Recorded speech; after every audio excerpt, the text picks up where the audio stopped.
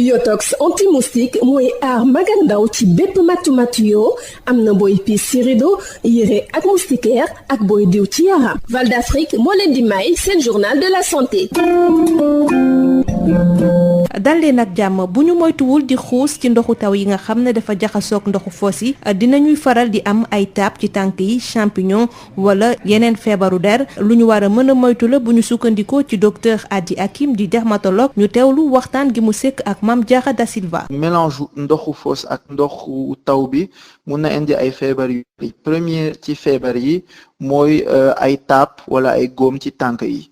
deuxième ci feebar yi mun na indi lu ñuy tuddee ci olof arbiche mooy ay saan ñuy dox suufu tànk yi wala suufu der bi ñuy xesan lu bari tamit ndoxu foos ak ndoxu taw suñ koy naan wala suy dem ci gémmiñ bi mun na indi ay yeneen feebar lu ñuy waxee les maladies du péril fécal maanaam ay dysenterie maanaam mun a dem ba mu joxe ay choléra wala ay salmonellose lii ay feebar infection la lay indi waaw.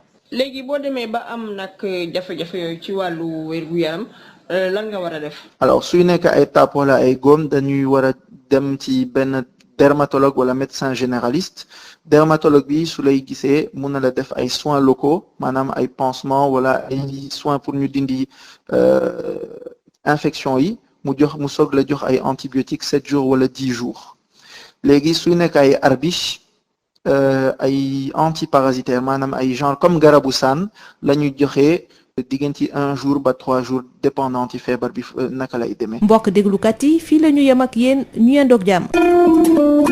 Yotox anti-moustique mooy aar mag ak ndaw ci bépp matu-matu yoo am na booy piis ci rido yére ak moustiquaire ak booy diw ci yaram. Val d'Afrique moo leen doon may seen journal de la santé. Yotox anti-moustique pour le corps, les vêtements, les rideaux et draps vous protège contre les moustiques chez l'adulte et l'enfant. Val d'Afrique vous offre votre journal de la santé. Bonjour chers auditeurs, abcès au niveau des jambes, champignons et autres maladies de la peau, c'est ce qu'on risque à force de patauger dans les eaux de pluie mélangées aux eaux usées. C'est à éviter selon le docteur Adi Hakim, dermatologue. Il est interrogé par Mame Diarra Da Silva. Alors malheureusement avec les inondations récurrentes qu'on a à Dakar, les eaux de pluie se mélangent aux eaux des fosses septiques. Et ces fosses septiques contiennent les selles des êtres humains et parfois de certains animaux comme les chiens et les chats domestiques. Ces selles contiennent des pathogènes. Ces pathogènes, quand ils vont être en contact avec la peau, peuvent favoriser l'apparition d'abcès et de champignons parce que, on va dire, le milieu humide favorise l'apparition de ces champignons entre les orteils par exemple, ou des abcès au niveau des jambes parce que quand on marche dans l'eau boueuse ou dans l'eau sale, on a des micro-blessures parce qu'on ne sait pas où est-ce qu'on marche, ce qui favorise la pénétration de ces microbes.